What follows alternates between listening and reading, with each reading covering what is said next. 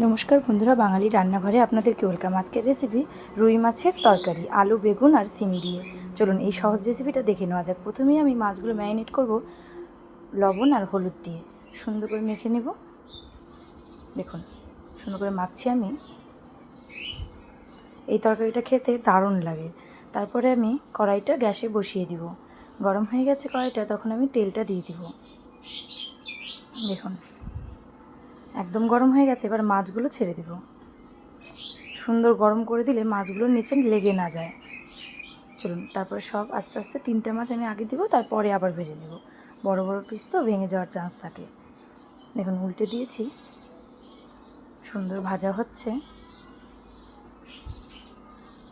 আর এক পিঠ উল্টে আর কিছুক্ষণ ভেজে দেখুন আমার ভাজা হয়ে গেছে। আমি আবার দিয়েছি কয় পিস মাছ। আমার সম্পূর্ণ ভাজা হয়ে গেছে। এরপরে আমি বেগুনগুলো ভেজে নেব। আমি সব সবজি আলাদা আলাদা করে ভেজে নেব, এতে তরকারির টেস্টটা আলাদা রকম বেড়ে যায়। দেখুন বেগুন ভাজা হয়ে গেছে, এবার উঠিয়ে নেব। এবার সিম ছেড়ে দিব ওই তেলেই। মাছ ভাজার সময় একটু বেশি করে তেল দিয়েছিলাম। আমার সব কিছু ভাজা মাছ ভাজার তেলেই হয়ে যাবে, এক্সট্রা করে আর তেল দিতে হবে না। দেখুন আমার সিম ভাজা হয়ে গেছে। এবার আলু দিয়ে দিব।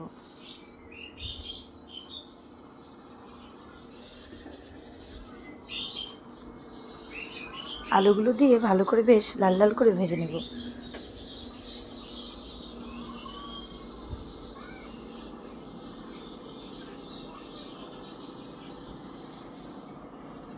প্রথমেই দিলাম তেলের উপরে শুকনো লঙ্কা ফোড়নোর জন্য, আর দিব সাদা জিরে, দিয়ে ভালো করে ভেজে নেব।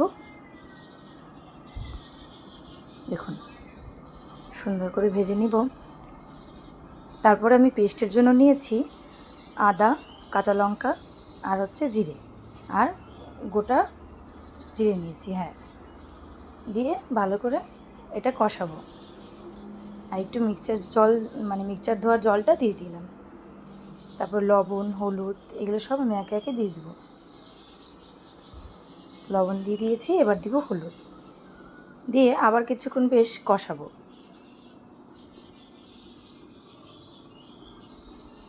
দেখুন আমার কষানো প্রায় হয়ে গেছে, তেল ছেড়ে দিয়েছে।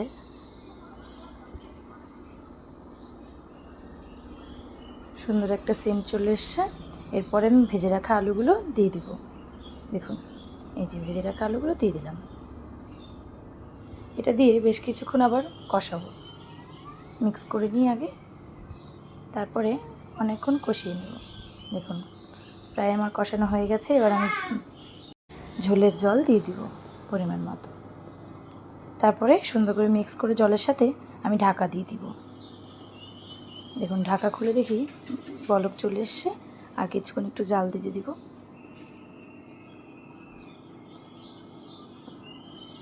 আলুটা সিদ্ধ হয়ে যাবে, আবার একটু ঢাকা দিয়ে রাখবো।